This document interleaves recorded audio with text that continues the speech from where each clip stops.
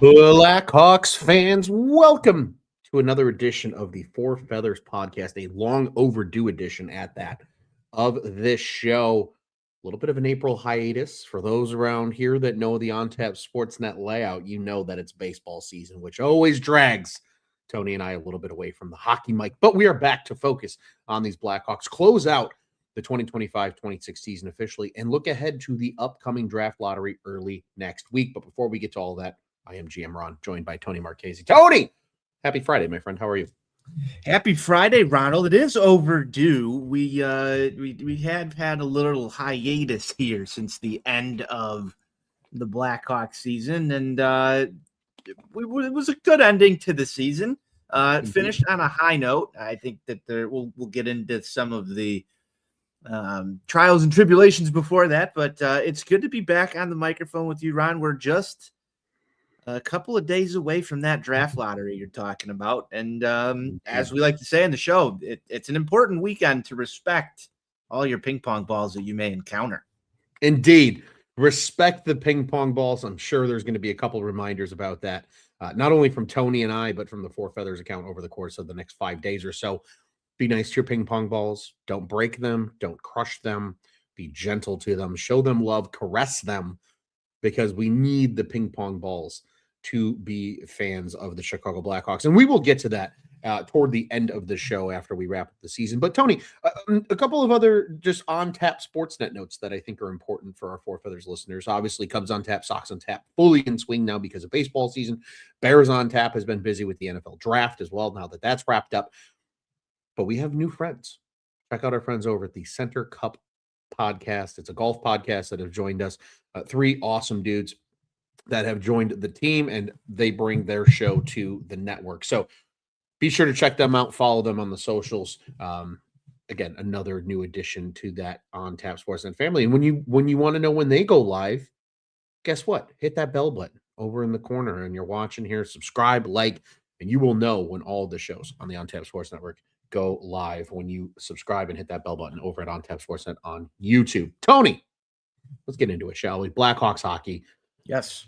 The season is over. I know a lot of people are sitting at home going, no shit, Dick Tracy. Yes, the season has been over for just a hair over 2 weeks now. And you know what, Tony? I'll be honest with you. Usually we would do this show pretty much right after the season ended. I'm actually kind of happy that we have 2 weeks to kind of mull over what has occurred since the end of the season and with the draft hype, because I think that really will help us level set some of the summer expectations that we have. And we're going to address that here a little bit later in the show as well. But we have to talk about the season that was. Blackhawks finished with a 29-39-14 record that's good for 72 points in the standings. Believe it or not, folks, despite them having the second best lottery odds for the number 1 pick in this coming draft, it was still an 11-point improvement over the 2024-25 season.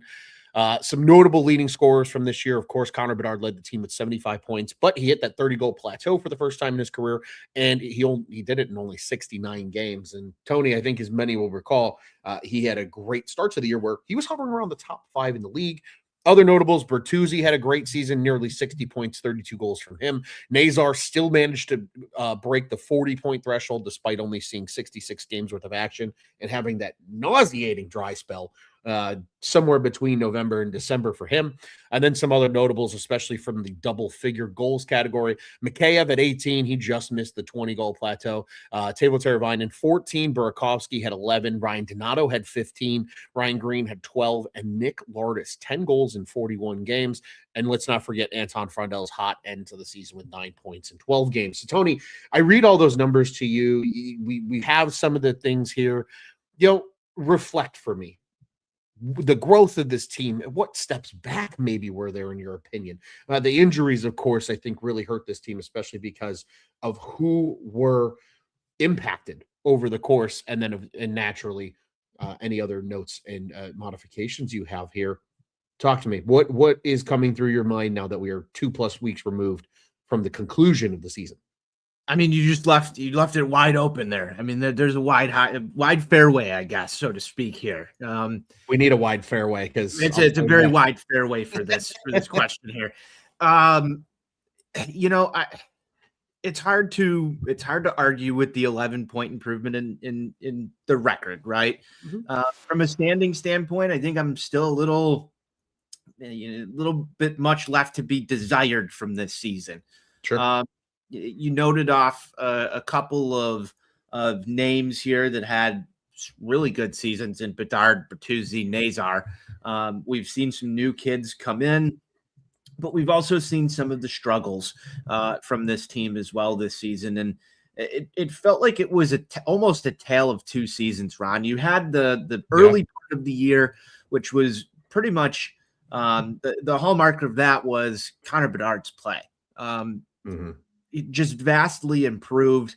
And I think his game is going to continue to improve year over year until he reaches his prime, Ron.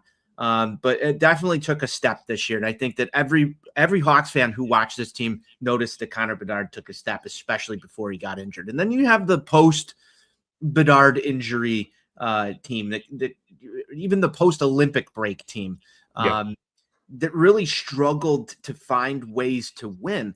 And this is all, of course, I think it's important to mention, in a new head coach's system, first year with Jeff Blashill. The early returns were great. I think towards the end of the season, maybe the coaching style, that some of the losses started to pile up in the fan base. I think that there was a lot of angst towards the end of the season as a fan and watching every game. I think that there was some angst there with just the way that they were unable to finish games, the way that they were unable to hold on to 1-goal, 2-goal leads down the stretch that were frustrating, or get themselves back in games that you would expect them to be able to do. All of that's capped off by an excellent win. You and I were in attendance for that last game. Sure were.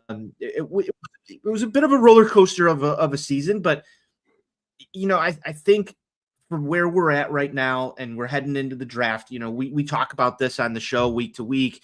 We want to see this team win. We want to see this team win. We want to see this team win. You were captain of the anti-tank ship this year as well, Ron. I'm happy we have the draft lottery odds that we do, right? Like that's the fruits of going through the pain. Yeah.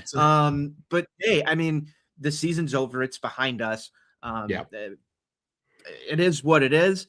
But I think, the part that makes me most excited is what is going to happen this offseason and what's sort of built up right now from the media standpoint, what you've heard that this team is going to try and do. Now, whether they execute on it or not is, of course, to be determined. But, again, you left me a wide fairway. I'm going from the beginning of the season to where we are now. It's been a ride. And I think that this is going to be a very interesting turning point in the rebuild coming off of this season. I think this is really where rubber needs to meet the road. Sure. And it needs to take its next step. And I think, we've heard that before. We've heard that statement probably the last 2 years, maybe prematurely. We still might be a little premature on that, but I don't think so. I think we're really starting to see where the identity of this team is starting to grow and what they need to address. Absolutely. And that's why I'm excited. Absolutely. And I think you nailed it from kind of that start to end tone, because you look at the beginning of the season and this team showed promise, right? The young guys were carrying the team. Connor Bedard was lighting the world on fire, was incredible early and often. And then let's not forget, right? This is a young team. It was a weird schedule for a lot of these guys this year. Very compact schedule because of the Olympic break. So all things that have to be kept in mind, right? This team, it really just felt like they ran out of steam at the end of the year. And then I think Kyle Davidson did the right thing by giving Jason Dickinson and Connor Murphy chances to go play playoff hockey. Of course, unfortunately, their playoffs are over already, but nonetheless, they got to experience that. We talked about this. I'm not sad about that. I'm not sad about their playoff experience being over already. I am also not sad about that. And we can dive a little bit more into that here in just a second. But I think you look at just the way everything transpired, giving Nick Foligno an opportunity to leave and do his thing. You've now opened up the runway to say, hey, kids, this is your team officially. And to your point, Tony, you said it, I think, eloquently. this is truly, I think, the season now, the pivot point in the rebuild where, okay, yeah, the last couple of years, it's not been great, but we've seen growth in certain players and, where's this going to go and where's that going to go? This is a pivotal summer to take another step. And now, granted, that next step, and this is just me level setting, this next step could be still missing the postseason next year, but it's by 5 points, 6 points, not, I don't even have the number in front of me, but it's at least 20 points, I believe, that they've ended up missing by this year. So that's all stuff to keep in mind as well. But you've mentioned some of the hoopla that's already come out and the rumors of names that could be potentially on the horizon and what they would like to do. We've heard about the two forward approach. And again, I think this show is going to be very off-season focused because I think that's where our brains are. I think that's where most Blackhawks fans' brains are at this point. But I think that's all things to keep in mind as this thing pushes forward. A couple comments here really quickly. Brian C. chime in and he says, McKenna.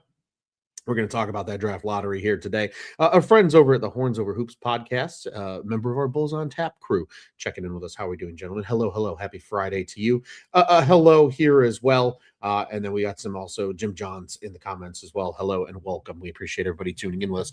Tony, I think the one other thing I wanted to note about this season was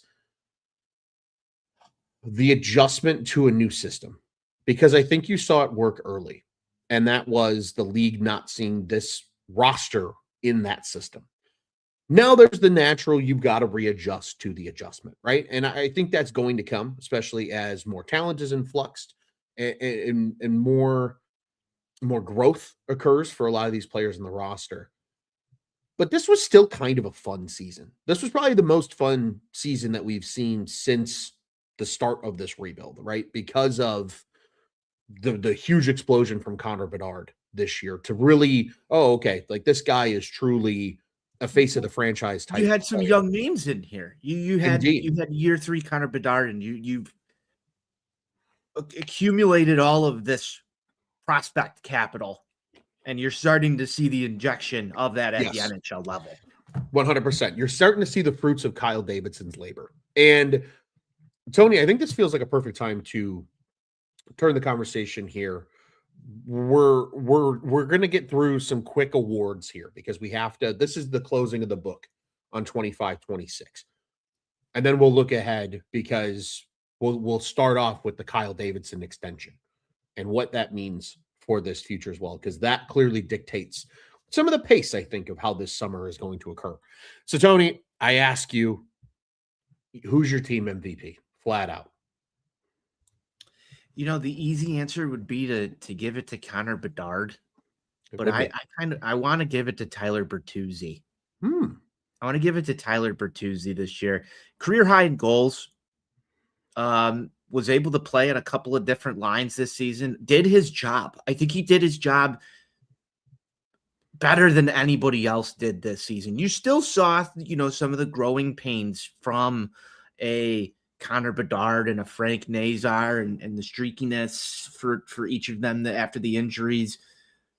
But Tyler Bertuzzi, not only did he emerge as the veteran presence on this team down the stretch after the departures of Foligno and Dickinson and Murphy, but you also mentioned the Jeff Blashill system. Yep. I think you needed Tyler Bertuzzi as part of this group to help instill that throughout the rest of the roster because he's familiar with them. Definitely. That really helps. I want to give my team MVP this year to Tyler Bertuzzi. I think he was the guy that kind of held it together, Mr. Steady almost. And he did his job. He accepted his role. He was in front of the net. Dirty goals, almost every single one of them. These weren't pretty snipe shots, man. These were in front of the net, working hard, digging out rebounds and putting pucks in the back of the net. I have to give it to Tyler Bertuzzi this season.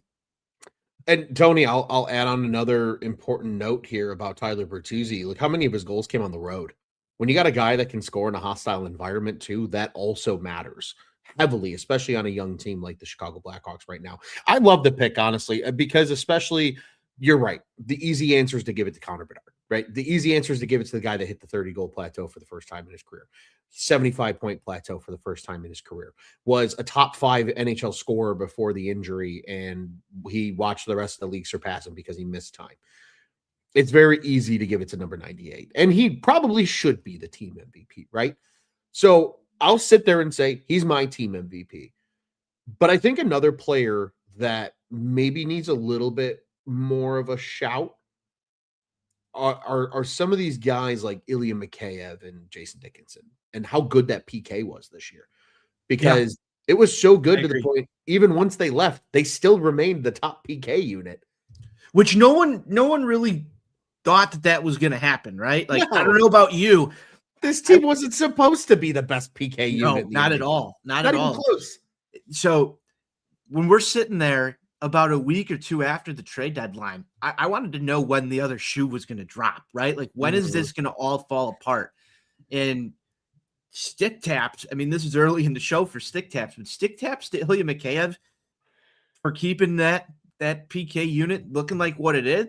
And then also stick taps to all the young guns that dropped into those roles and continued that success. That was just, it's good stuff. I like the look at Mikheyev. I'm going to throw Dickinson a little bit down the totem pole there for team MVP, though. No, that's fair. But I think more so just the PK unit as a whole, because to your point, Tony, none of us expected the penalty kill unit to be as good as it was this season. And I think that's important just because we recall the teams that won Stanley Cups. They were always a top 5 unit on the penalty kill.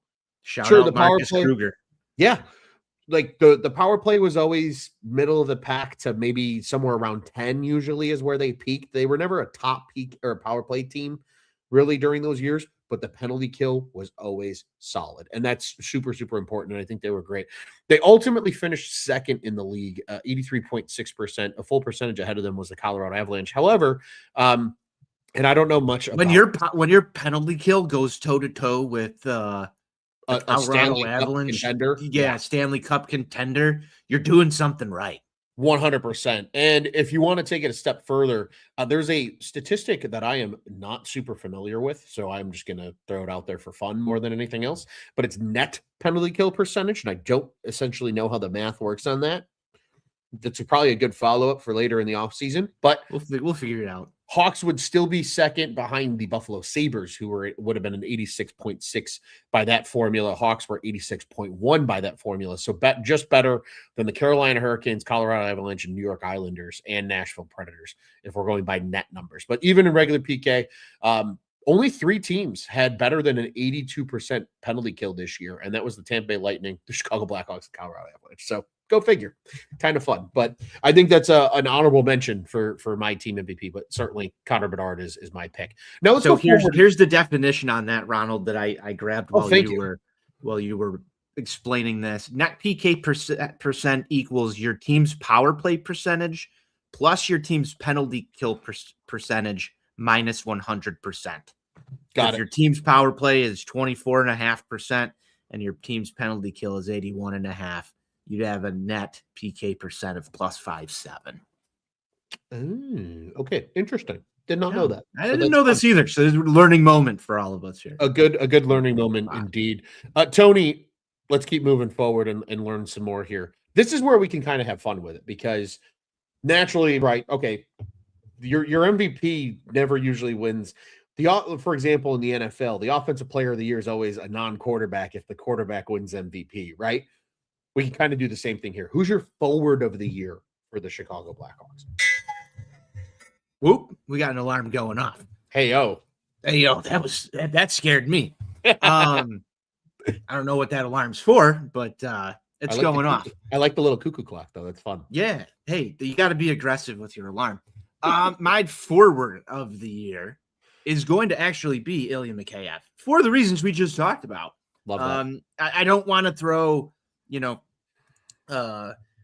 Bertuzzi in his forward of the year if he's going to win MVP. So Ilya Mikheyev is going to be my forward of the year. Plain and simple. His ability to score on the penalty kill play effective two-way game. He showed up a lot on the score sheet. Thought he was going to get traded, but like when you look at it, he's fourth on the team in points this year. In the plus minus category, Ron, he's a +2. That's, I'm pretty sure, good for best on the team and only person in plus. Positive. In the positive. So, man, played 77 games. He was pretty consistent, stayed healthy, 18 goals, 18 assists.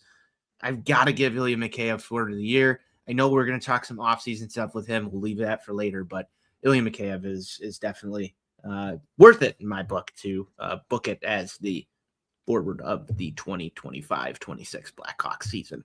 No, and I love that, Tone. And I think, again, by going with the criteria here, assuming we kind of X out Bedard and Bertuzzi because they were our MVP picks, I think Mikheyev's a great pick because I look at a lot of the rest of this roster, Tone, and even with Frank Nazar, who finished third on the team in points, he had a terrible cold spell at some point in the season. And you wonder, can you give it to him? I mean, he was great late in the year. He drove his own line in terms of offense for a large part of the late, season.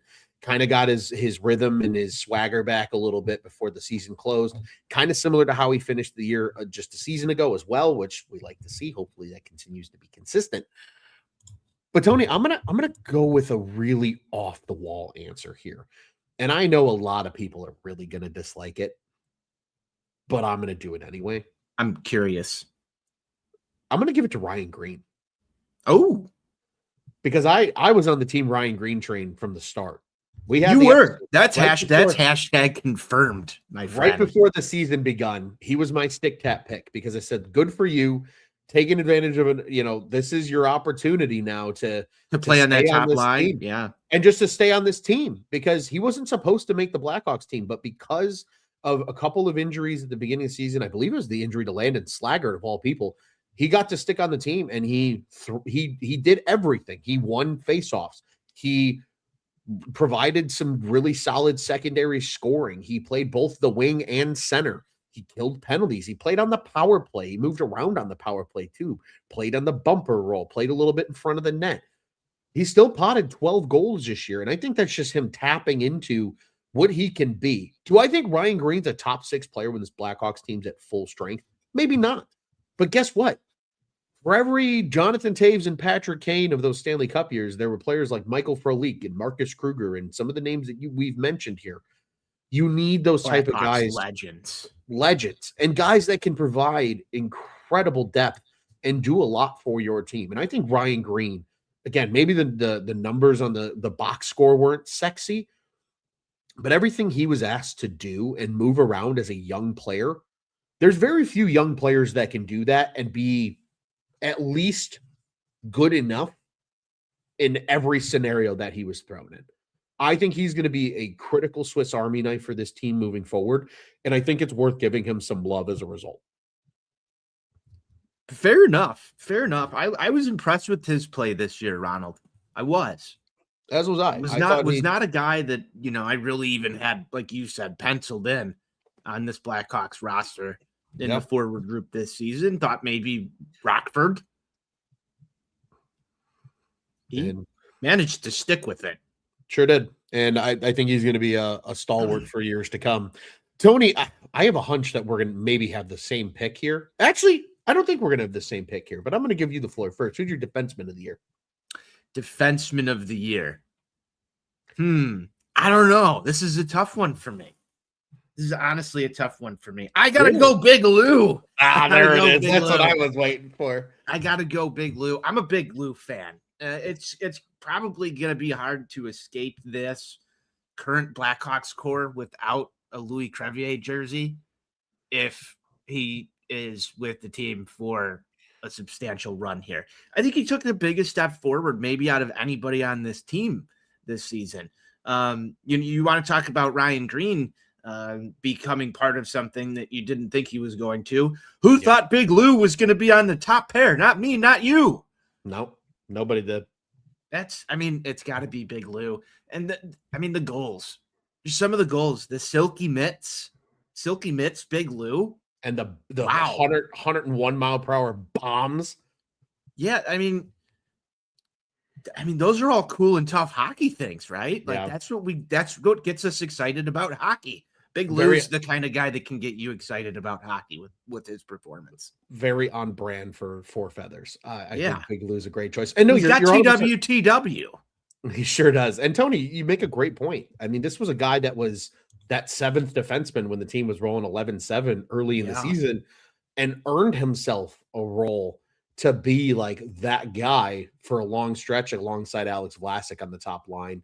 Top penalty killer. I mean, I think they were 12th most in terms of percentage of defensive zone draws for any pairing in the NHL. I mean, Jeff Blashill threw them against the best of the best night in and night out. And I think, I agree with you. I think Crevier held up incredibly well and had a great year. And you can't teach the size there either. No, hell no. 6'8" and 101 mile per hour slap shot. Like that's just given to you. You can't teach that. You can't learn that. There were a couple of early games where I was like, okay, this is the Lou Crevier game. You know, you talk about the 101 mile an hour slap shots or had two goals in the last game of the season. 2 goals in the last game of the season. Like he had multiple games where he showed up as an impactful, meaningful player in a win. Yeah. Right? Like willed the team to win. That's for a guy that was on the fringe of the roster at the beginning of the season. And a lot of people sort of wrote off even last year as, you know, not really a top prospect or a guy that's going to be much. Not even close. So seventh round pick came into his own and look where he's at now. I mean, truly a developmental success story, I think, for the Blackhawks and huge credit to Louis Crevier. One other note about Louis Crevier, Tony, that I think is mildly important to recall. You know how much the Blackhawks are paying him next year? $900,000. Are you serious? I was going to say it's got to be like around $1 million or under. He signed a 2-year, $900,000 a year deal. Wow, that looks like a steal right now. Yeah, and for a top pair defenseman. And let's not forget, he's probably going to get, if the Blackhawks seriously want him to stick around, and even if he becomes a third pairing or second pairing guy long term.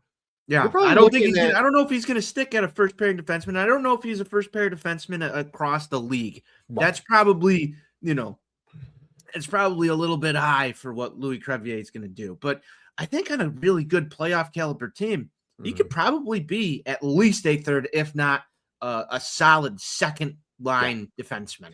To me, I think his sweet spot's like 4 to 6. If you're going 1 through 6 on the blue line, somewhere in that 4 to 6 range, and like he's a really good 4 to 6. I think he could be a 3 if you really needed him to.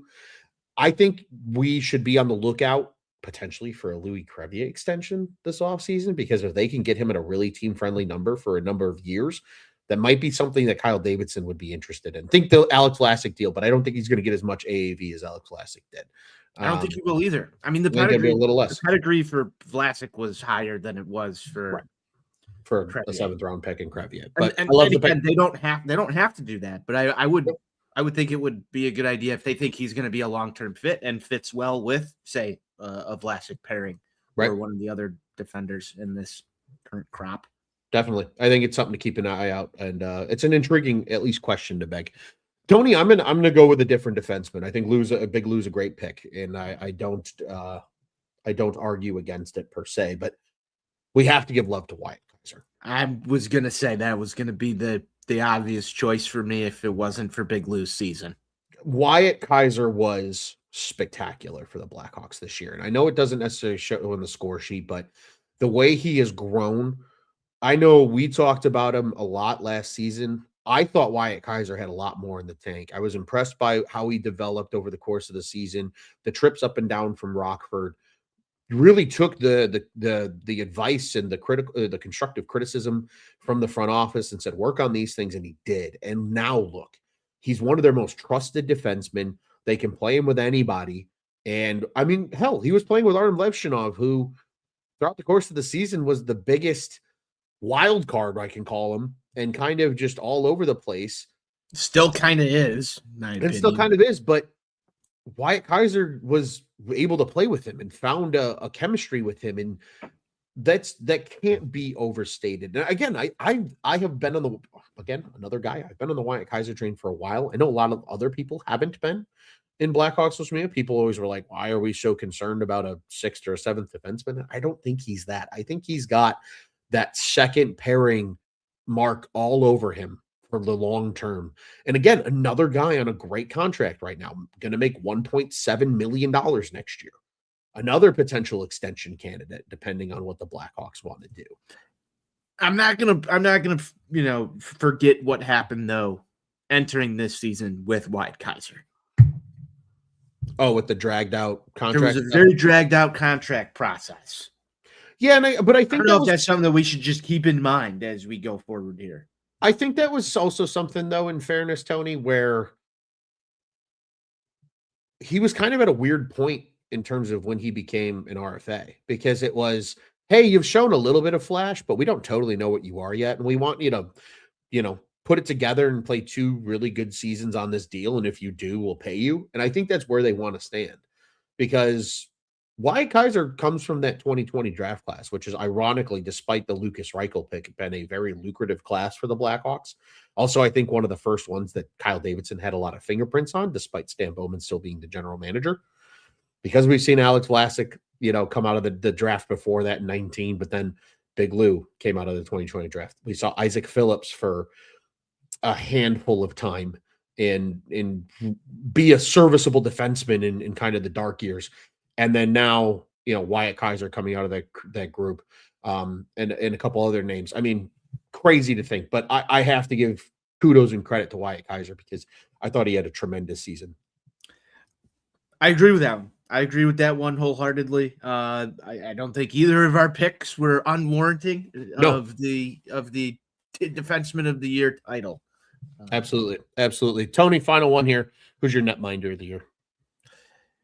This one's so difficult. I wasn't sure if we were going to do like bad awards too for like all the bad that we saw. So, like, I think for this one, we'll save that for the dog days of May at some point. Some bad awards.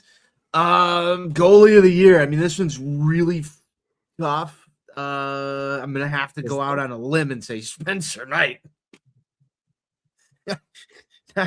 not an easy pick here. You can throw Drew Commesso some flowers here if you want to in this. If we're trying to get a little creative. There's not many goaltenders to really choose from, but Drew Commesso comes up during the flu, the Blackhawks flu of 2026. Boy, was that a time. Brutal. Got himself a shutout. Mm-hmm. I'm hoping to see good things out of Drew Commesso in the near future, Ronald, but I got to go with the guy that I procured the black jersey for, and that's Spencer Knight. And I know that you have one of those too. I sure do. I also have a black Spencer Knight jersey, and I'm not upset about my purchase. Tony, you know what? I'm glad you brought him up, because if you didn't, I was going to. I think we both agree Spencer Knight was the choice. Arvid Soderblom had a weird season. It seemed like the more shots he faced, the better he was. Ironically, it was weird like that. I agree. Games where he only saw maybe 20 to 22 shots, he tended to struggle maybe a little bit more. Regardless, I think Drew Commesso absolutely was warranted. And if you were going to gush over Spencer Knight, I was going to bring up Drew Commesso, because, again, maybe not the goalie of the year, but when you give an honorable mention and a, hey, nice job, kid, coming up in some really awkward situations, times that, players were down and they needed something from him, he stepped up in a big way and put together some really good performances. So much so to a point where we've sat on these airwaves over the course of the season and begged the question about Arvid Soderblom's future as the backup, because Drew Commesso played that well. So I'm glad you said that. But again, I think no disagreement here. Spencer Knight's the easy pick. So, I mean, I don't want to sit here and say that Spencer Knight has had the greatest of seasons either. There were some struggles. I mean, in terms of RBS, which I look at, I know this is like a horrible, this is like a win stat for pitchers in baseball. He still had 9 really bad starts out of 55. So, I mean, there's a good percentage there. I mean, you're almost 15%. I don't know where the math is there, but I got you on some math. 9 about really big. 16%. So I was close. Not far off. I was close. That's inching a little too much towards 20% of having clunkers. Sure. That's not exactly like perfect, but he does, come in and end the season with a 902 save percentage. I'd like it to be closer to 910, 920 in that range, Ron. The defense was still a little bit shaky in front of him. I think that there's, a lot of concerns with stuff like Artem Levshinov turning pucks over in front of you and just bad zone exits and things that really probably aren't 100% on Spencer Knight that we saw play breakdown in front of him far too often. But you still did have 28 quality starts on the year, and his quality start percentage was above 500. So it's pretty good. It's pretty good. When we put that into comparison, Ron, and we look at what Arvid Soderblom did over the course of the year, 26 game plays, he started 24 of them. 2 of them had to come in relief for Spencer Knight, but his quality start percentage over that was only a 3.75, and he put up 5 really bad starts in only 26 games. I'm more concerned about Arvid Soderblom than I am about Spencer Knight. That's for damn sure.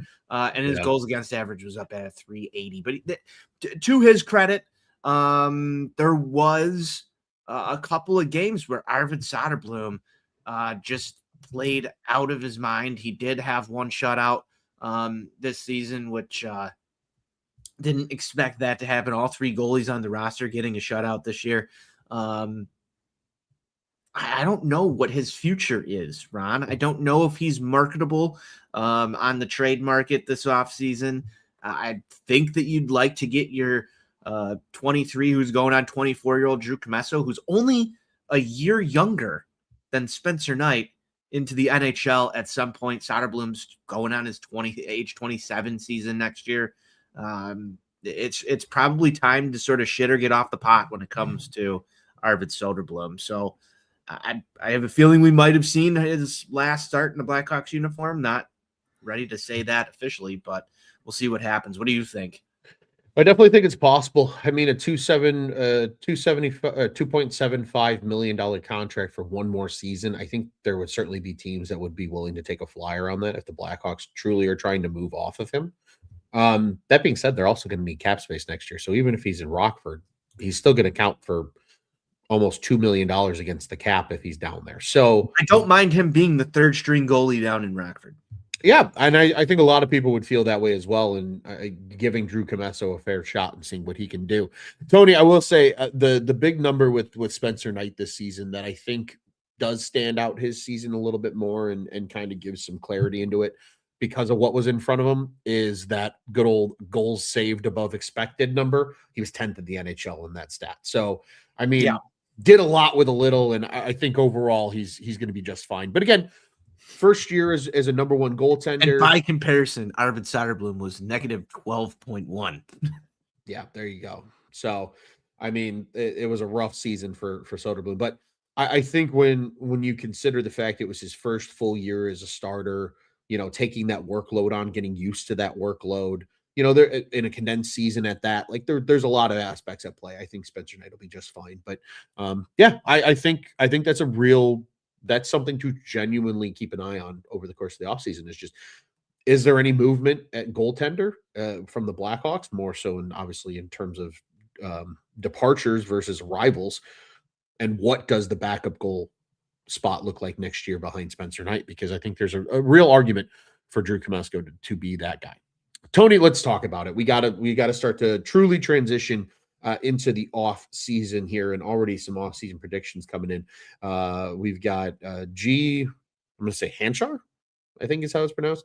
Trade for Darnell Nurse and sign Murphy. Oof, I hope they don't trade for Darnell Nurse. You want to talk about a bad contract that Edmonton's probably praying to get out of, and also for don't do business with Stan Bowman. Never do business with Stan unless you can fleece him. Seth Jones were the dark years. Yeah, maybe a little bit, but Isaac Phillips certainly gets into that frame as mine. All right. Kyle Davidson extension. Let's talk about it. We were at the game when the news broke. Danny Wirtz was on the pregame show with Pat Boyle and company, and they were talking about, what do you think in terms of what Kyle Davidson's done, and how do you reflect on what he's done so far? And Danny Wirtz was very glowing about, I think we have the best prospect pool in the NHL, and I think he's done a great job through the draft. We've really accumulated a lot of talent in a very short amount of time via the draft.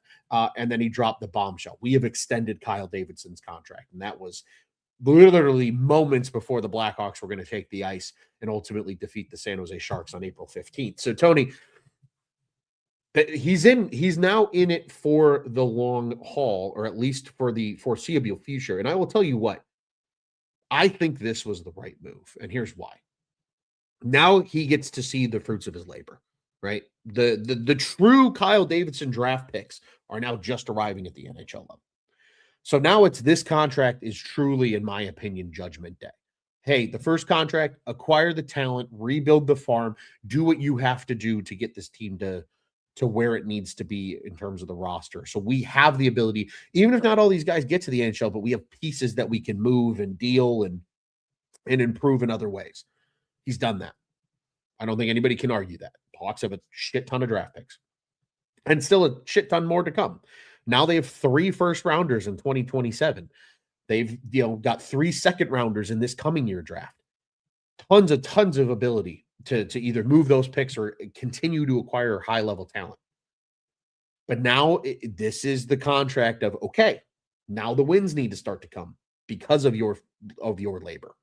And if they don't, once your contract's up, we can bring somebody else in that can shuffle this thing around and potentially find that winning combination if Kyle Davidson's unable to do so. But I think for where we are right now, guys arriving at the NHL like Anton Frondel and Nick Lardis and Oliver Moore and all these guys that were Kyle Davidson draft picks, this was the right move to keep him in that spot for what the next phase of this is and what he's probably going to do this summer, Tony, and kind of alluding back to what we talked about earlier. I think that's a huge reason for why this offseason is important, because now Kyle Davidson's on a brand new contract with a little bit more pressure, I think, than the first one. Yeah, definitely going to be more pressure. I want to backtrack a little bit because we've had a lot of baseball. We've had a lot of time off to let this marinate since we last talked. My understanding that Kyle Davidson his contract wasn't over at the end of this season. It was over at the end of next season. Do you know if the extension buys out next year? Because I believe it was a 3-year deal. I don't. 3 years after the next one. The GM contracts are very hard to track in any sport. So yeah, they're really. We were at the game. We were like consuming beverages. Our guy Tom was there. Yeah. It was my first time meeting Tom of Wrigley. Your Cubs friend over there down at Wrigley Field. On Cubs on Tap and whatnot. We were having a good time. And I'm like, Kyle Davidson got extended. Yeah.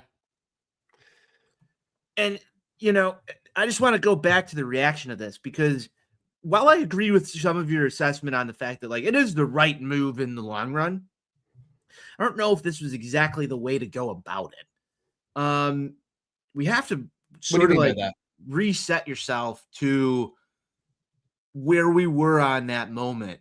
And so, I'm driving into that game and I'm talking to my brother, and, he's telling me, I'm not even going to go to this game.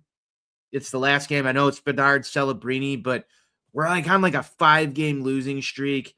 Things feel so bleak. Every Hawks fan that I talk to, outside of you, Rod, I got to give you a lot of credit. Outside of you, every Blackhawks fan that I talked to was ready to just burn this whole entire fucking thing to the ground. That's what it felt like. It really did. I'm talking to our guy Tommy in the atrium as we're getting ready to meet up with you and Katie up in the 300 level, and he's like, if they don't win today, it's going to be bad. I thought it was either one of two things. The Blackhawks had pre-planned this extension announcement because it was announced that Danny Wirtz was going to be on CHSN and do an interview during the last game. So either the paperwork was like already done and they were waiting for formalities, and I think it's a good idea for Danny Wirtz to do that in a public fashion. But I just something lends credence to me in the fact that so many people that I know were very pissed off about where that team was. And I say this all the time: winning cures everything.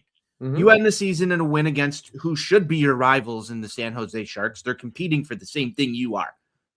Basically rebuild champion at this point in time in the NHL, right? Like you both sort of bottomed out. You did it different ways, but you've got the number 1 overall draft pick back-to-back years. You're going to be compared with this team for the next decade. Inevitably, right. You're there by design. It doesn't matter if like the GMs are even friends and the players are friends. The media, the fans, everybody's going to compare these two teams for the next decade. And so there's going to eventually be some bad blood, if there's not already. But you're coming into this game where, had they lost that game, I think people would have been like vocally mad leaving that stadium. You have to remember the couple games before it were sort of like the most embarrassing moments in the United Center in the last 20 years almost. Maybe not 20. Let's go 15. Yeah. We'll go 15. You have St. Louis come in, kick your ass. Half the building St. Louis fans. You've got Blues chants. Who else came in there? Was it the Sabres come in? They have a ton of people from Buffalo come in there doing the same thing. I knew. Got to remember that's also a fan base though that's now in the Stanley Cup playoffs. So that's part of the reason that they were there. They were droves. They were clinching that day. We understand. But like. There's always been this pride in the United Center. Like we're not going to have anybody come in here and sort of take this over, at least through the cup years. I haven't seen anything like that. And you've got season ticket holders kind of complaining about it. It's really bleak. And then all of a sudden Wirtz comes out and he's like, we're extending Kyle Davidson. And I just felt like, either that was fuck you, I don't care. We're not looking at the last week. That's just the last week. We're sticking to the bigger picture, which I think that's what this message was. 100% what it was.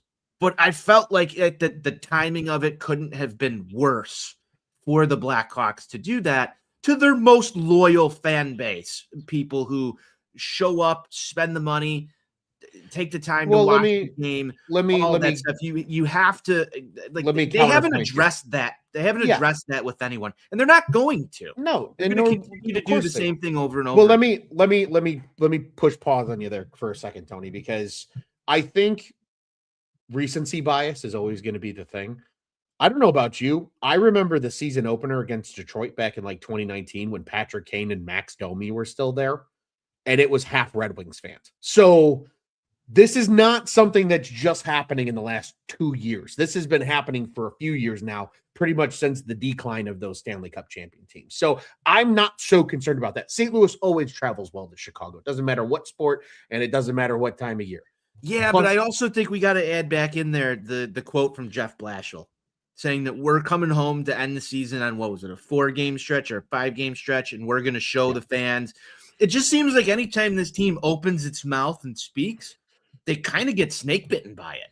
Yeah, but I also think too, you look at the end of the season, it was the end of the season on a very long season for young players. I think they were just burnt out and checked out, man.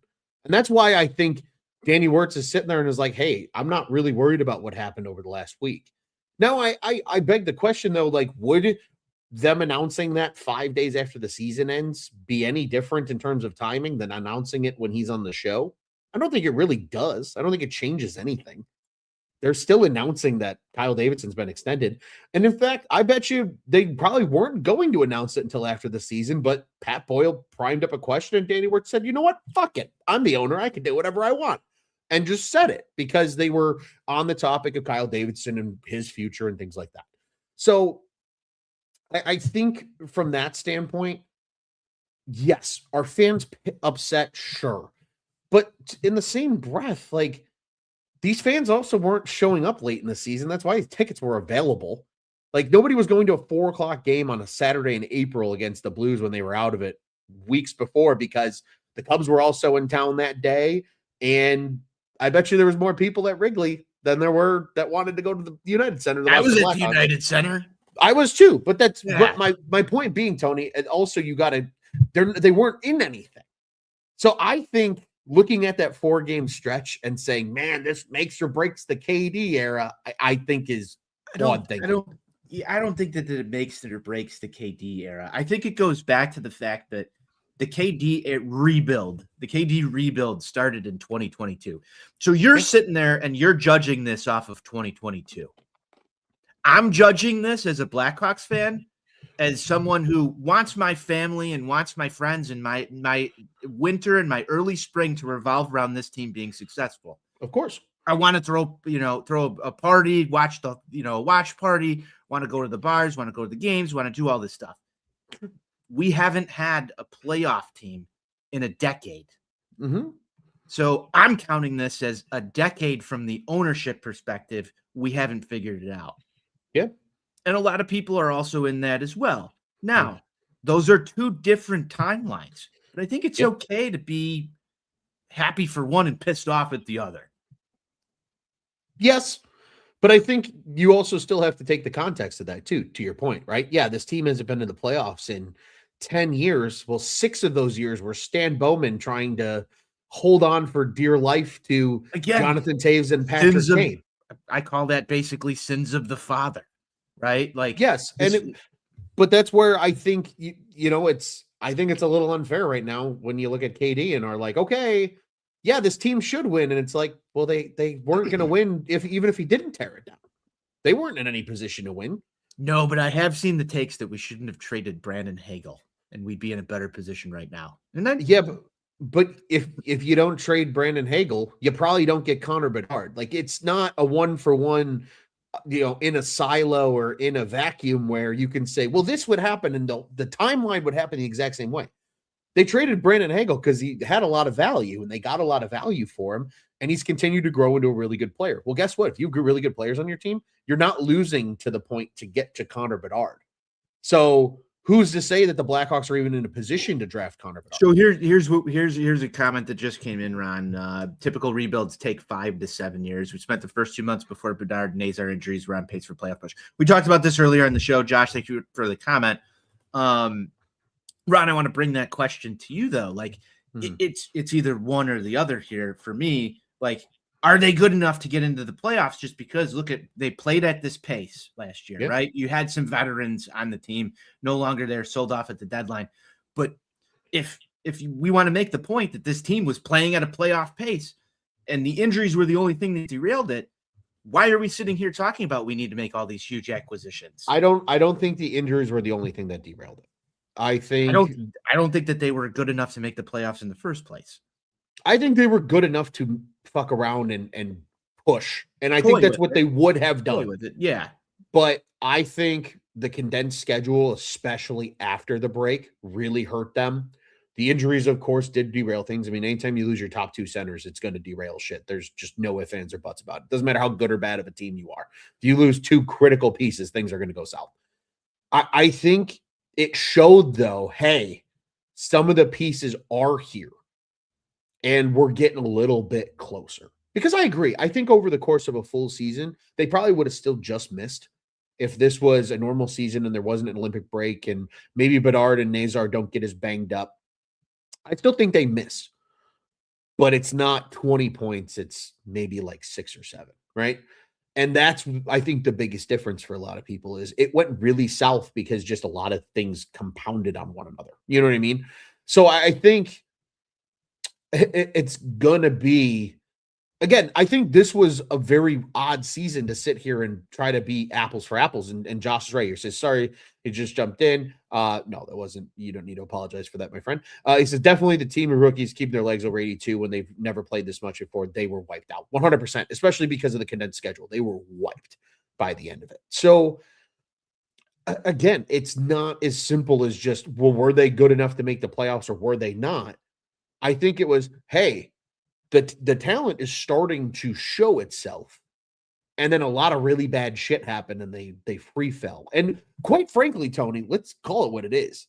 They kind of got lucky that the rest of the Western Conference didn't know what the fuck it wanted to do, because all the teams that were in the tanking early in the year started to win late for whatever reason. Look at St. Louis. That's a great example. They were in the 2 spot at one point. They played so well that they finished in the 11 spot because the Western Conference was such a gross shit show of 500 teams.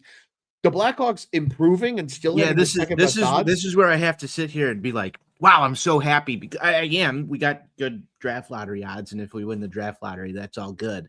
Hell yeah. But I hate sort of the double standard of sitting here and doing this, because I think I really honestly believe there is reason for concern with some of the things that we saw this season. Sure. Every team played the condensed schedule. Every team had injuries. Every team had adversity. And there were points where the Hawks did not overcome it. Yeah, but not every team was built of 22-year-olds either. In fact, most teams are not built exclusively of early 20-year-olds. I mean, it was a little bit larger of an age number at the beginning of the season. But sure, when things were going swimmingly and then they weren't swimming. Again, I just think, there's reasons to be concerned. Like, I think Artem Levshinov is a reason to be concerned. I think, certain other players in the forward group, Frank Nazar being snake bitten for 2 months, is a reason to be concerned. I think those are all valid reasons to be concerned. But you can't find the concerns and the shit you got to fix unless it's playing out on the ice, right? Well, they've got a lesson in it, and we've got, I believe, at least 3 more years of Kyle Davidson to figure it out. Yeah, exactly. So I think that's what it is now with the Davidson thing. It's all right. We're in chapter 2 of this thing now. Now it's really. I trust him more than probably anybody else at this moment. The only things that I'm concerned about, Ron, would be the ability to make those trades that impact the roster the right way. Right now, he hasn't proven that he can do it. Well, and I mean, he said, we've tried to make these trades and everything, and it very much reminds me of Rick Hahn being a seat at the table kind of guy. Well, and you White Sox rebuild. I've heard that the seat at the table things too, and a lot of the seat at the table things, in my opinion, comes more with free agents and less with trades. Because free agency is who can typically offer the most money and attract a player to their city. That's usually the base of it. Now, of course, there's other standards, or there's other determining factors that play into that, right? Does the player want to go to that city? This, that, and the other. I mean, I remember the Zach Wheeler sweepstakes. He wanted to be closer to his wife in New York, so he went to Philadelphia instead of the White Sox, even though the White Sox had a higher offer. So I'm not remiss about understanding how that works. But I will say this, with trades, it takes 2 to tango. If another team overvalues their asset, what are you going to do? Just give away shit that you want to keep because you have a plan for it, just to make a splashy move? I think you got to find the right value. And in fairness, now they've got a lot of value because you were able to rob Stan Bowman of a first and a second round pick in 2027. Now, we've got a good comment coming in here from Joshua Ron, and I want to highlight something. What other teams lost their top 2 centers? Of course, there are reasons to be concerned, but I was encouraged by the season. Again, I was encouraged by this season as well, too. I know you hopped in a little bit later. I gave my reasons why I was happy. How many games in loss were OT or even the third period? He also said we could have easily had 85 points if not for a few inches in 24 games. You're actually quite right, Joshua, because we have a tracker on this show. It's called the Games They'll Want Back tracker, Ron. And we have 15 games. He said 24. He was 1 off. We have 15 games that we identified that they could have put up 2 points in that they did not. So I'm glad you're a glass half full guy, Joshua, and thank you for tuning in. We keep track of this here on Four Feathers Pod, Ron. I don't know if we need to add any from April, but it might have been closer to 16 or 17. Well, so that's exactly what I'm checking here because we were not good about updating over the course of the season. I'm looking back at this right now. That loss in Edmonton, I don't know if that's one that they would necessarily want back. I just think they had some bad luck. They beat Seattle. They lose 3-2 in San Jose. Maybe that's one they might want back. Want back. So that puts us at 16. But after that, I would make the only other. No, I can't even put the Blues game because the Blues controlled most of that game, and then they were able to push the envelope a little bit late. But Carolina blew the brakes off of them, as did Buffalo. So I think it really just it closed out at 16. So we have the bulk of it on the tracker right now with the 15. Yeah. I would maybe argue that last San Jose game on the road would be the only other one. But yes, and that's part of young guys learning how to win, and that's growing pains. Growing pains suck; they're not fun, but they're necessary, and it's something we'll certainly have to continue to keep an eye on as this team develops. Tony, we do got to keep pushing along because we have reached the hour mark, and we saw let's go. We need to talk about. So, off-season outlook. Now, we've heard the rumors and discussions about this team wanting to add 2 notable forwards. Now, I hear that, and I say, okay, 1 in the draft. You're going to have a top 4 pick. That's a great place to do it. And then another one in the form of a trade or a free agency signing. Well, free agency is a little underwhelming. I would say the best name out there right now is probably Alex Tuch. Great player, having a great season with the Buffalo Sabres, definitely brings something to the Blackhawks roster that they wouldn't have. But he's probably going to cost you a lot of money. To me, the best route is via trade. And now we've heard some of the names. We've heard some of the whispers already. Matthew Nyes being the most just in your face all off season. Yeah, there's a lot of smoke. There's a lot of smoke. There. And in fairness, it makes sense. If people recall, when Jake McCabe was traded to Toronto with Sam Lafferty years ago, there was almost a deal in place with Toronto that would have sent McCabe and Marc-Andre Fleury to the Maple Leafs that would have included Matthew Nyes coming back to the Blackhawks. I think that's the very important key here to remember with that potential trade. So that's the reason for all the smoke around the Matthew Nyes deal. But then we keep pushing forward.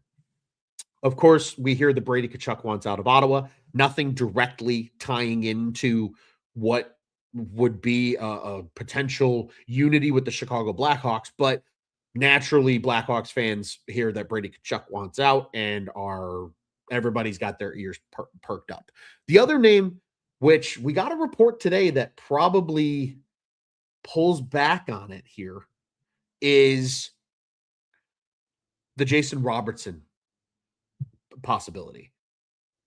The reports have come out today from Elliot Friedman and just about every other insider that says Dallas understands they have to pay Robertson. He led the team in points, put up over 40 goals. He proved himself. He said, you guys can go stick it up your ass. I am worthy of a big contract. Everybody's pretty much expecting that he's going to re-sign in Dallas for the same thing that Mikko Rantanen got. That's what I've been reading over the course of just today. So this is super, super fresh. So I doubt that's the move where the Blackhawks come in. Now, granted, there's still a list of names out there that I think they could potentially explore. I've mentioned Pavel Dorofeyev as a name on here before, just because I don't think there's any way. Don't we have something up on TapSportsNet.com? With not yet. Not yet. You're still working on that one? Still working on it. It has to be I thought our guy Blackhawks Cowboy had one. He might have. Well, he just put a great one out about who they could take in the top 4 of the draft, depending on what pick they're at. And I think that's a great article if you haven't checked that one out already. I really think it'll be interesting, though, just to see how they approach it with this summer. We've got some things here that are already coming. Like Neil Page grabbing Del Griffin and shaking him. Why would Toronto trade Nyes? And that's an incredibly fair question. It really comes down to who the new GM is. And this is all things that I think Hawks fans need to keep in mind here. Toronto, they fired Brad Trevelyan. He's gone. Berube's gone. They are putting a new face and a new guy in. There's a chance Austin Matthews is going to want to get the fuck out of town. So why would you trade Matthew Nyes? Yeah, he's a 23-year-old forward. He's under a great contract for a long period of time. I agree. They shouldn't want to trade him. But when a new GM has an opportunity to get draft picks, maybe get a guy that's kind of sort of NHL ready, and accumulate more assets, because let's be honest, they've depleted their farm over the last 10 years staying competitive. Sometimes you have to hit reset. Just like, why did the Blackhawks trade a Brandon Hagel or an Alex DeBrincat or a Kirby Dach? Well, sometimes you just got to hit reset. So I think that would be the reason that they would trade him. Now, granted, there's nothing that says they have to trade him. I completely agree, right? Again, it takes 2 to tango when it comes to NHL trades. You're in full GM Ron mode. Full GM Ron mode. But I think that's part of the reason behind that. And again, there is already stated interest from Kyle Davidson because there was a trade in place to get Nyes years ago that ultimately fell through. So again, I don't know what they're going to do. I think it's going to be a fascinating summer. I don't know what names they're going to be poking around on. I'm sure there's a list of names that we haven't even thought about as fans that they're going to make calls on and see who's available. It's really going to come down to that. And Josh has a question here. He says, if you have time to answer, what players would you guys not want to include on a trade for like a Robertson or a Matthew Nyes? I think it's a fascinating question. It's a good question. Our guy, Ryan McGregor. Yes. Kind of went through this. I saw a little thread with you and him going back and forth because I believe he did a video on would the Blackhawks trade Frank Nazar this offseason. So it wasn't the video wasn't explicitly about Nazar. It wasn't, yeah, no. So rather it was in the event the Blackhawks are going to acquire a great player like a Jason Robertson or a Matthew Nyes, they're going to have to trade something from the NHL roster. They're not just going to be able to give up. It's going to be something that people don't like. Probably. He said in his mind, the only players that are untouchable are Connor Bedard, Anton Frondel, Spencer Knight, and that's kind of about it. There was one other name that he mentioned that I'm currently forgetting. Is it somebody on defense, please? I would think it's somebody on defense. It might have been Levshinov. I think just because he's so young and he was a top pick. I don't know. I feel like Levshinov. This is my opinion. I think Levshinov's expendable. You might regret it in the long run. But does Kyle Davidson think he's expendable? Doesn't matter what we think. It matters what Kyle Davidson thinks. And he was again, in my opinion. I am not an NHL GM, and I don't put GM in front of my name on the show. But I think but that is something that people have to consider because, like, if they can get, let's say it is Jason Robertson. I doubt it's going to happen, but let's play. It's not going to be Kevin Korchinski and a draft pick. No, it's going to be multiple draft picks, probably a couple of the prospects that people really like too. Maybe a Marek Vanacker, maybe an AJ Spellacy, somebody like that. This is where some of my concern lies, Ron, because you brought up a valid point. It doesn't matter what we think. It doesn't matter what somebody writes in an article somewhere. It matters what Kyle Davidson thinks. Sure. And up until a GM is willing to part with some of those pieces that he's acquired himself, because sometimes you can get attached to some of those things, right? Like, definitely. And that's I think where my concern is. How does he navigate that next step of being a general manager and using those assets to effectively acquire something? Right. He's going to be judged harshly on getting rid of some of the prospects. You've seen people grow accustomed to, like, this is our group, this is our core. It's gonna hurt. It's gonna hurt to make that move. And if it hurts too much for Kyle Davidson to make that move, that's a fork in the road position right there that you find yourself in. It could go one way, it could go the other. It could lead to a Stanley Cup championship, or it could be the detriment of the rebuild, one way or the other. So it's a risk, and you've got to be able to try and get yourself as much leverage as you possibly can to mitigate whatever risk that is in moving some of these guys. But I agree with Ryan. I agree with you. If they are going to pull something like this off via trade, there's going to be a name that people are going to be very disappointed that is no longer part of this. And potentially even that boils down into team chemistry. You saw what happened with who was it that moved? Colton Dock earlier. Yeah. And Bedard made comments about, this was a guy that I, talked to about winning Stanley Cups together here in Chicago. And it kind of hurts to see him go. These guys have bonds. They're humans too. And a lot of them are good friends off the ice. So there's a lot to navigate there. Definitely. And going back to Josh's question here to partially answer it, because I realize we have not answered it effectively. We have more ranted about the topic. What players would we not want to include? Honestly, my list is probably comparable to Ryan's in the sense of it's Frondel, it's Bedard, and it's Spencer Knight. And in my book, honestly, if the price is right, anybody's on the table. Now, if we're talking names that will piss people off, and Josh followed up saying it'll be interesting to see if he can rip the Band-Aid off this offseason, if he's able to find a good candidate to trade for. Not a ton of options out there with the cap going up. 100%. Something that we also have to keep in mind. Teams don't feel the pressure to move guys because of the cap. Now, some teams are going to have to. Dallas, I think, is a great example. If it's not Robertson leaving, somebody else is going to have to, because they're about to pay him $12 million. But I think there's a world where these two names are 100% possibilities to leave, and it's going to really piss people off. And that's Oliver Moore and Nick Lardis. And that's going to make a lot of people upset. But it will. If you're gonna improve, you got to give something of value back. This isn't NHL, GM mode on NHL 26, where as long as the value bar aligns, they'll make the trade. That's not how this works. I'm going to add another name to that, Sam Renzel. Yeah, 100%. I think that's 100% a guy that's there as well that they'll have to keep in mind. And it could be one of the younger like prospects too. Some of these first round picks they've acquired: Mason West, Vlatko Sasha Boisvert, then the Marek Vanacker. Like the list goes on and on. Like there is a very real chance that it's going to be one of maybe two or three of those names, even depending on who the player is that they try to acquire. That could really upset people, but that's the name of the game, man. It very seldomly do you see big trades happen where pieces like that aren't going the other way. Look at the Ryan O'Reilly deal, Tone, years and years ago.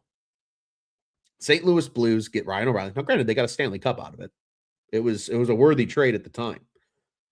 You know who they gave up, and the big piece in that trade was Tage Thompson.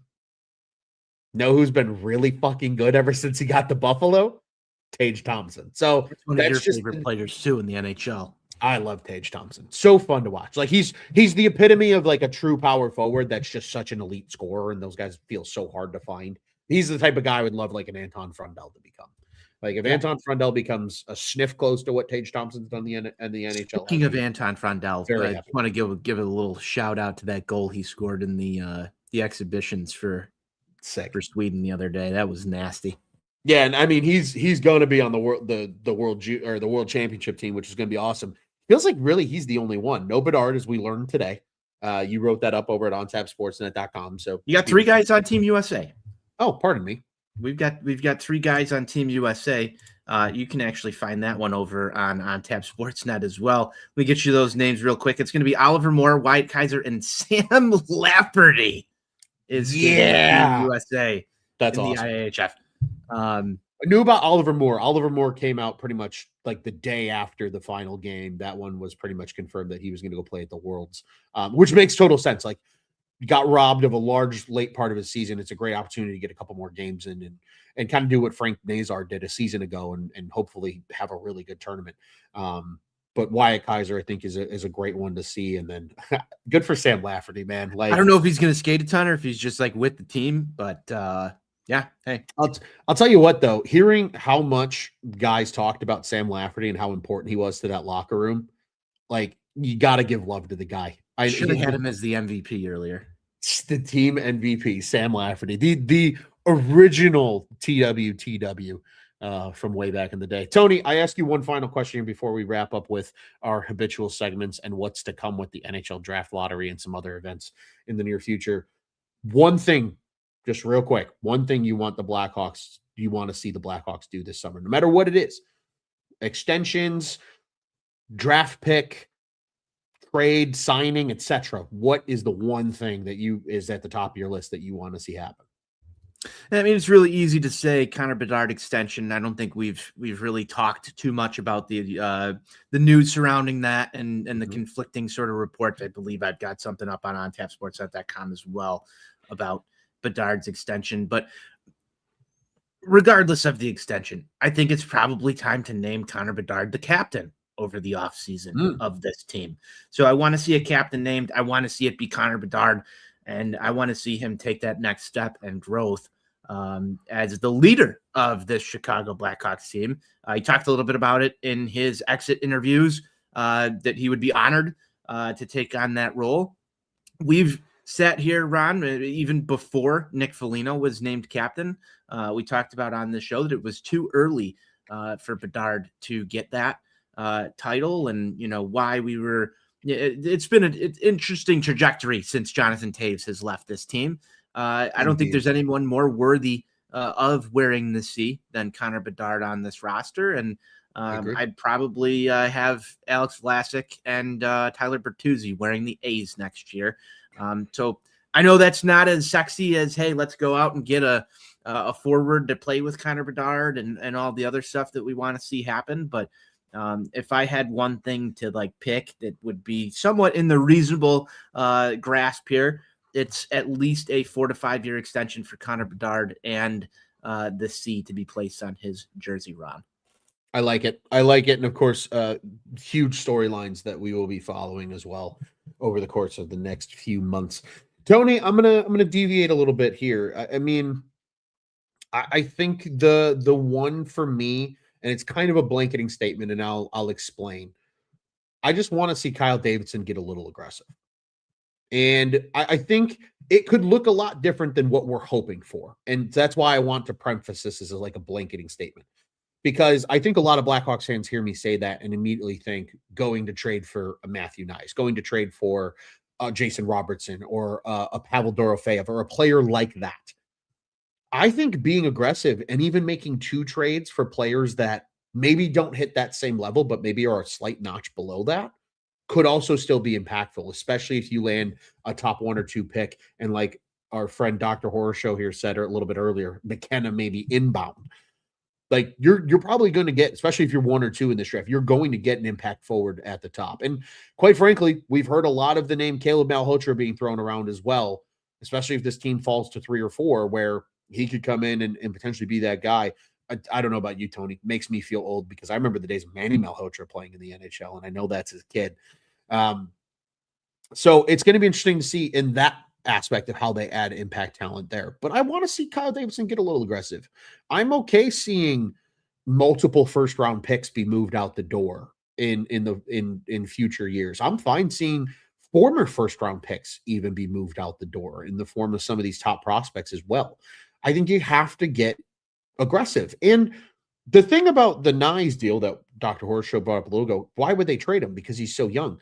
But that's why he's at least worth it to the Blackhawks to give up a ton of capital, because he's got 6 more years at a really good cap number, and he's only 23 years old. He's going to get better. And he just had a 60-plus point season in Toronto. So I just want Kyle Davidson to be aggressive. Go out and try to genuinely improve this roster. And we saw him do that a few years ago in free agency, right? Everybody kind of clowned him at the time, but like, look at Tyler Bertuzzi and how great that was. Ilya Mikheyev and how great of an addition that is. Another extension or a contract I'd like to see happen this summer as well, Tony. But we've seen him be willing to go do that. Shit, even if it's a left-handed defenseman and you say, we're going to go get that dude on the left side and then Vlasic and Kaiser follow suit, I wouldn't even be upset about that if they took that approach. But I just want to see Kyle Davidson get aggressive this offseason and tangibly try to make this roster better, besides just we need the kids to take a next step forward. We know that as fans. They naturally have to take a step forward. But now go give them some extra ammunition in the form of teammates as well and improve in that standard. Tony, I ask you, are you here to ruffle any feathers today, or can we skip this segment? I think we can skip ruffling feathers today. I think I ruffled enough feathers earlier. We just habitually ruffle feathers on this show. It's kind of our thing. Yeah, I'm right there. I think I ruffled enough for the day. That's fair. I also have no feathers to ruffle. Nothing right now. I'm sure I'll think of something between now and our next show, but at the current moment, I am also not here to ruffle any feathers. But Tony, with that in mind, let's get to our other segment. Time to give out some stick taps. Tony, I want to give you the floor first. I have 2, but I will let you go ahead and take the floor here. Who are you giving out some stick taps to? Hey, stick taps this year to all the listeners that stuck with us through the entire season. I know that we had a couple of unplanned hiatuses and everything, but it's been another great year at Four Feathers Podcast. It's not always easy to stick through with the rebuilding team and hanging out there, but we've had some great comments coming in through the comment section throughout the year. So first and foremost, stick tap to all of the listeners of the show. Ron, second to that, I want to give stick taps again to the team MVP this season in Tyler Bertuzzi. I thought that this was an excellent hockey season for him. It's turned out to be, in my opinion, a good signing. I know that there was some some people who were, including people close to me, who were a little upset at some effort down the stretch there as the Hawks were winding play down. But I think overall career highs in goals and for everything that I mentioned earlier when we were talking about him as the team MVP this year, I have to say stick taps to Tyler Bertuzzi. He really showed up and played this year. Those are my two for today. Ron, I know you have two, so I had to give two as well, and I'll turn the floor back over to you, my friend. Love it. And agreed. A huge shout out to all of our listeners. We appreciate the hell out of every single one of you guys. My first stick tap, Tony, again, a guy that I think got a lot of criticism this year, but when he was hired, there was a lot of question marks, and I think the team responded incredibly well. And I think there's a culture established in that locker room, and that's Jeff Blashill. I think he needs to receive a good stick tap here, because I think the standard's been set. I think even just things as simple as, hey, Lev Shinov, you were late to practice, you're sitting a game. And I don't want to do that to you, but the standard is the standard. And when you have that kind of culture being cultivated with a young group like this, and a group that you plan to add to this offseason, you got to have that. And I still remember watching that first every shift video at the beginning of the season when they put up the fight for your teammates in the locker room as kind of the slogan. I love that. And I think we saw that over the course of the whole season, that this team truly fought for their teammates, no matter how good or bad things were going. And that's credit to Jeff Blashill for helping establish that culture. So definitely a stick tap to the Blackhawks head coach. And I'm looking forward to seeing what happens next year under his tutelage. The second stick tap I have is to actually a listener of ours and a good friend of mine. A very happy birthday to Mr. Eric Dorchek.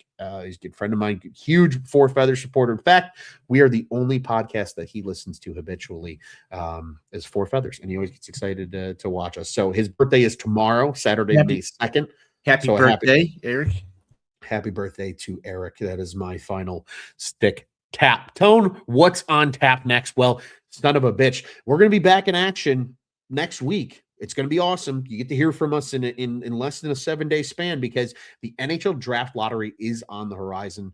It will be on Tuesday, May 5th. It'll be Cinco de Mayo, so maybe people will be partaking in some margaritas when they're watching the Blackhawks. Hopefully, might have to bust out Coronas for that show, Ronald. Might have to. It's going to be a good one. That's at 6:00 Central Time. So, Tony, as you and I kind of joked when we were talking on the phone yesterday about the timing of this whole thing, probably going to be like 6:35 when we actually know where the Blackhawks are picking. But I digress. Nonetheless, the event itself starts at 6 p.m. Central Time on Tuesday. So we will be on the lookout for that. And then, of course, other key dates that are on the horizon include the NHL draft that is in Buffalo, New York this year. That would be electric to attend if at all possible. But that's June 26th and 27th. And then, of course, NHL free agency opens on my Christmas morning, which is July 1st, which is also Canada Day. So we will get to see that a little bit later in the summer. But right now, the most notable thing here is the draft lottery Tuesday. That sets up a ton of great content for us as well. Some guests coming on in the future. We're hoping to have, we'll do a name drop. Hoping to have our good friend, the prospect Don, on again to talk about that, especially once we know where the Blackhawks are picking. And it's not just wherever they fall in the top 4, and we actually know what the ping pong balls tell us. But Tony, I'm going to put you on the spot here a little bit. Early predictions. What do the ping pong balls gift the Blackhawks in terms of draft capital on Tuesday night? I think we're picking number 1 overall, Ron. I've got a feeling. That's where my gut is. My gut tells me that there's a reason for all of the pain that we've went through, and that we're going to be picking number 1 overall. Now, I'm not going to go out and make a pick yet of who that's going to be. Fair. That's not what I'm looking for right now. Just where you think they're going to draft. Okay. I think we're going to get number 1. I have that same sneaking suspicion. My hope is just that they don't move from 2. Yes. Like no lower than 2. I mean, if they get to 3, so be it. At that point, I think we can pencil in who we know the draft pick is going to be, or at least have a good hunch of who it'll be based on what we've heard so far. But if it's 1 or 2, it's going to be electric, because then both Gavin McKenna and Evar Stenberg are both on the table for the Blackhawks. especially if they're at 1, but then even at 2, whoever it doesn't get taken by whoever wins the lottery, whether it's the miserable Vancouver Canucks or another team, as we saw last year. I mean, the Islanders moved up all the way from 11 to pick number 1 and get Matthew Schaefer. So we know anything can happen, but my gut gives me a weird sneaking suspicion that the Hawks might be kicking off the draft in Buffalo on June 26th with the first overall pick. And that would be huge for the Kyle Davidson rebuild. And of course, get to completely dictate who they want coming out of this draft before they probably package 2 of those 3 second-round picks and move into the late part of the first round, because we know that's what Kyle Davidson loves to do. He's done it every year, Town. He's done it every year, and I fully expect him to do the same thing this year, potentially moving back up into those late 20s. Maybe probably with a team like Carolina Hurricanes. They don't really like picking the first round, so I think he's made 2 separate trades with the Hurricanes in 2 separate years, so why not go for the trifecta and make it 3? But again, we'll have a lot more clarity on what the Blackhawks are going to do with the NHL draft after Tuesday's draft lottery. Tony, any momentary and quick final thoughts before we wrap this thing up? I think we've talked a lot of Hawks, Ron. It's been incredible. Happy Friday, my friend. Happy Friday to all the listeners. And if you're tuning in over the weekend, enjoy the weekend festivities. Are you ready for the Kentucky Derby, Ron? I am. Tone, I'm not a big horse racing guy. Even for the Derby, I probably won't watch it. Yeah, I'm gonna get ready, sit back, relax, strap it down. Some Eddie O, listen to his mix in the morning. You're gonna have some mint juleps. Not a mint julep guy, but I do enjoy the Kentucky Derby. That's fair. I mean, I think it's a great event. I think it's just a shame that it's one race for 4 minutes and this huge, the most exciting 2 minutes in sports, Ronald. That it is. I know there will be a lot of horse racing fans keeping an eye and watching on that one. Tony, I'll be honest with you. I probably the only reason I would tune in is to hear good old Eddie Olczyk. I think that's a worthy enough reason for Blackhawks fans to tune in. It's just to hear Eddie O be Eddie O when it's all said and done. Yeah. Betting on some ponies. Tone, just again, quick final thoughts to everybody. Follow us over on the socials at Four Feathers Pod. Follow at OnTap Sportsnet as well, and you'll know when all of our content is published and goes out. OnTap Sportsnet on YouTube. Like, subscribe, and hit that bell button so you know when we go live and all of our other great shows here on the network. And of course, head over to OnTapSportsnet.com and at OnTap Sportsnet once again to check out what's on tap in Chicago sports. The NHL Draft Lottery is a few days away. We have finally officially closed the book here with episode 22, Blackhawks season in review. But now we turn the page to what should be an exciting summer, and that starts Tuesday with finding out where the Blackhawks will pick in the first round of this year's NHL entry draft. Tony, what do you say? We get out here and let's go Hawks? Hawks.